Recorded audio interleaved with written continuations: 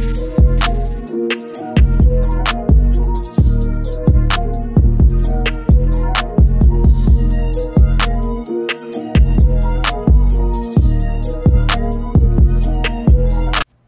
to Khaliis Take. If you haven't already, please like, subscribe. Also hit the notification bell so you get the newest content first.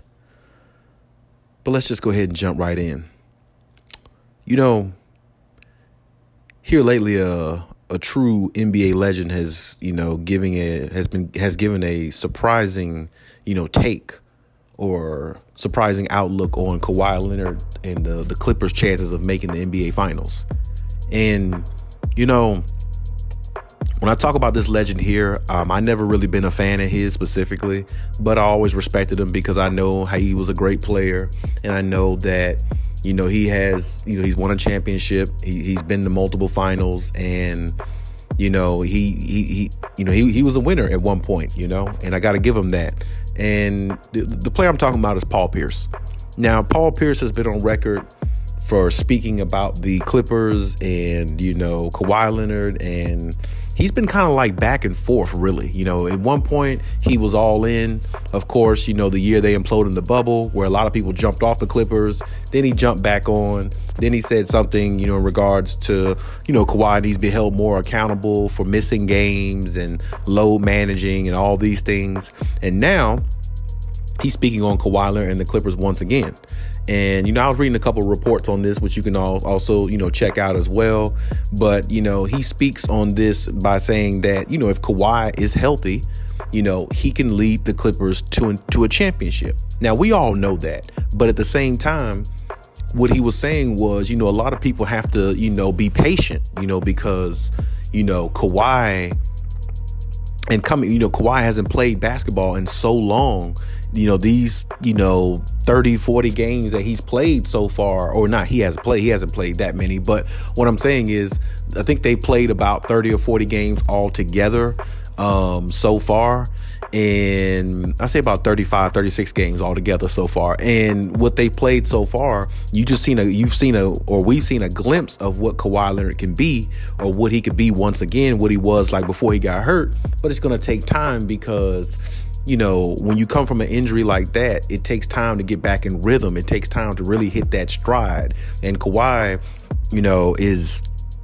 is definitely showing that he still can do that. And he actually talked about the win they had against the Celtics about a week or two ago, and how Kawhi showed, his dominance and how he can play and how he can be, all that type stuff. But, basically he was saying, you got to be patient to see Kawhi really get back into his rhythm. It's all about rhythm. It's not an overnight thing. You can't miss basketball as much as he has and come back and just dominate. Whereas people see you on the floor, they expect you to just dominate. And, it's very interesting what he said, because me, myself, sometimes I get impatient, just like everybody else. You want to see your favorite players do well. You want to see your favorite players play their best, play their heart out, all that stuff. And I know Kawhi is going to do well. Kawhi is a great player. He's a top 75 player of all time. You don't get that feat for no reason. You don't get that type of accolade for no reason. He is a very intelligent, very well calculated person and basketball player. He has very high IQ for basketball. And I know, once he really hits his stride and his rhythm, this team could really take off. And, I'm just glad the fact that, he's out there, he's battling with the team, and he's getting his rhythm back day by day. And everybody's behind him. They really are. And, hopefully everybody else on the team can stay healthy along with Kawhi, keep going forward, and they can just build on the little bit of continuity that they have, so they can build it into some real cohesion where they can really be more of a dominant team.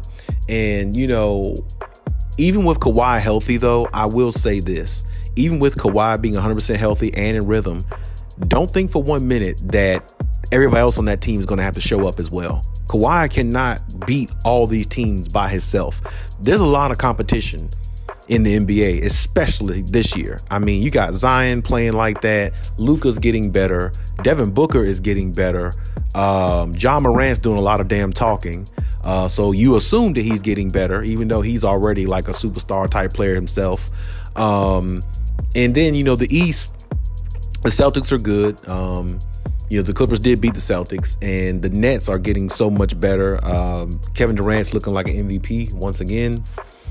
And, you got to tip your hat off to them as well. And there can always be another surprise team coming out the East also. I mean, you also got to look at Milwaukee, that you can't override them as well. I mean, they're definitely going to be right there, once again. So, I mean, it's going to be tough. It's not going to be easy at all, getting through the West and making it to the finals of whoever they play. And then, the Warriors, Steph will be back at some point, and that team is going to be a tough out too, So, I mean, it's definitely going to be tough. So, regardless of how healthy Kawhi is, everybody else on the team got to show up as well. And that's just the way it's going to have to be. I mean, you can't just say, oh, Kawhi, if he's healthy, it's guaranteed championship. No, it's a team sport. And sometimes, I feel like some people get, they lose sight of that. I mean, Kawhi is a great player and he could put a team on his back. We know he can. We've seen him do it, but he also has to have players play their role to a high level to where he can put them over the top. And PG is going to have to really step up in these playoffs. Reggie Jackson's going to have to do it again. They're going to have to get great contributions off the bench, from Robert Covington, Norman Powell, which I know Norman Powell will show up because, I mean, he's won a championship before himself. So I know what Norman Powell can do. He's just a walking bucket anyway.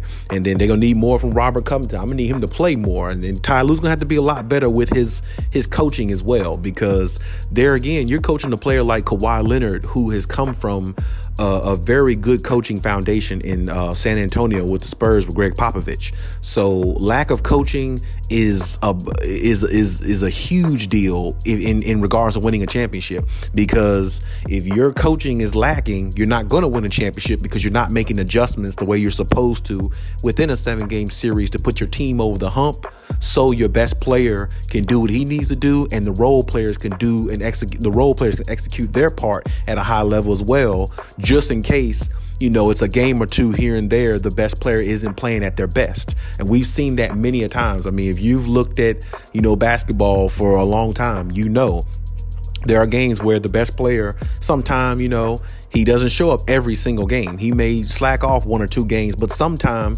if a team is really well put together and really well coached, if the best player doesn't have a 30-40 point game, they could still win because everybody else knows their role. They're playing it at a high level, and they know how to execute plays, when the best player is sitting down, and they play with the same mindset. It's almost like when you look at the Golden State Warriors.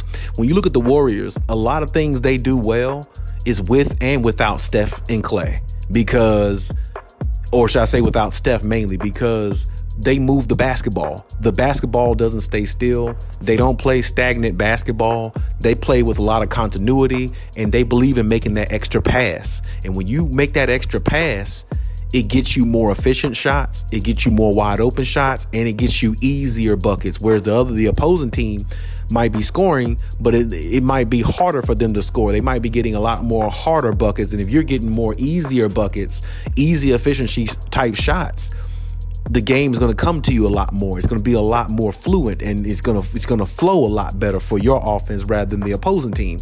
And that's what I want to see from the Clippers a lot more. Don't just rely 10% on Kawhi Leonard and PG. Everybody else needs to chip in and play accordingly to how they're supposed to, because if they don't, it's still going to be tough for them to win it. I mean, you don't want to find yourself like they were a couple seasons ago, down 0-2 in every series, and fighting their way back in every series just to come back, and they end up winning all those series. But the only one they didn't win was against the Suns. But still, my point is, you don't want to find yourself doing that, relying on your 2 best players that much. That's too much of a shoulder load on them when you have other guys on the floor who should be contributing, and not only contributing, they should be able to eat very well with Kawhi and PG on the floor. Really, those 2 players make your job a lot easier.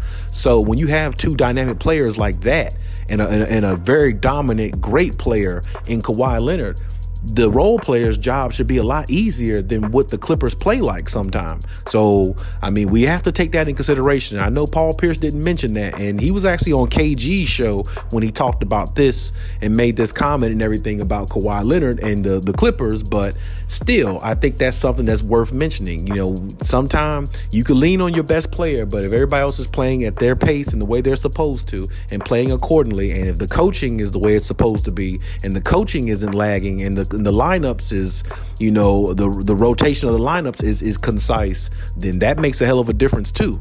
You know, so I hope Ty Lue has all his ducks in a row by then. I hope that, you know, by the time playoff come, Kawhi is at his best, so is PG. And I hope everybody's healthy, because if this team is healthy and everybody's all on the same page of what they need to do, then we're going to see this team in the finals. No doubt in my mind. So let's just, you know, hope that everybody stays healthy and just hope they just grow as a team continuously. Eventually, Kawhi will be off the back-to-back restrictions, minutes restriction, whatever he was on.